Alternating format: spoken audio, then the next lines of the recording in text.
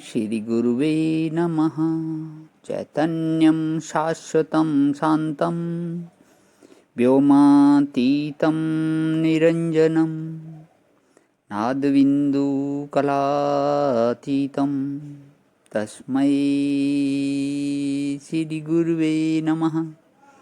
ओम शांति शांति शांति। प्रणाम भगवान। श्री आलू वाले बाबा जी का दिव्य ग्रंथ महावाक्य, जिसमें भगवान हमारा अध्याय पिछले सत्संग से जीवन मुक्ति चल रहा है, पेज नंबर 253 से आगे कर रहा हूँ। परम पद जिसे मोक्ष कहते हैं, किसी प्रतिबंध के न होने से होता है। परम तत्व को कोई प्रतिबंध करने वाला है नहीं, तो भी जब अनादि अविद्या में पड़े हुए जीवों को परम तत्व का बोध नहीं होता, तब अज्ञान युक्त जीव को अज्ञान और अज्ञान के पदार्थ परम तत्व के जानने से रोकने वाला है।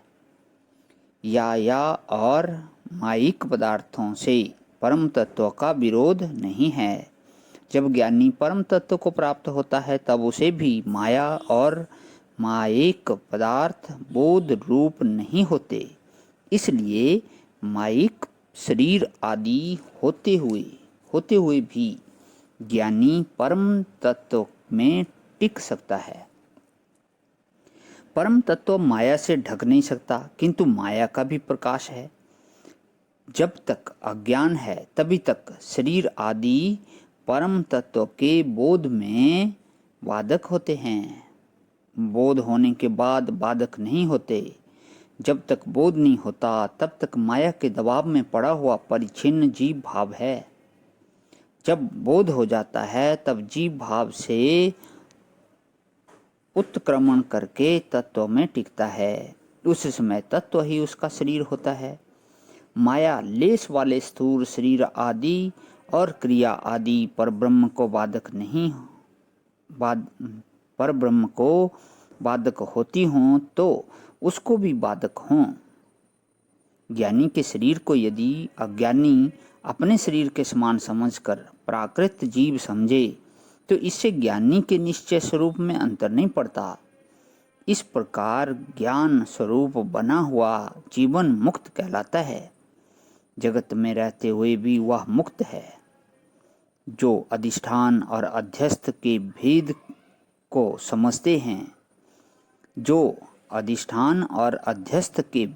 समझते हैं, वे जान सकते हैं कि अध्यस्त के दोष से अधिष्ठान कभी भी दूषित नहीं होता। बहुत ही सुंदर। एक बार फिर ले रहा हूँ इसको, कि जगत में रहते हुए भी वह मुक्त है। कौन? ज्ञानी।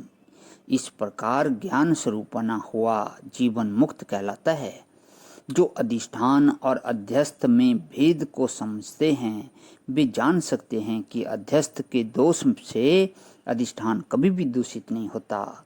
इसी प्रकार अज्ञानियों की कल्पना से ज्ञानी कभी भी दूषित नहीं होता। इस जगत में रहता हुआ जीता हुआ भी जो अपने आद्य भाव में टिका हुआ है, वह जीवन मुक्त है। बहुत ही सुंदर सत्संग है भगवान। इससे आगे कल करता हूँ। ओम शांति ही शांति ही शांति ही। प्रणाम भगवान।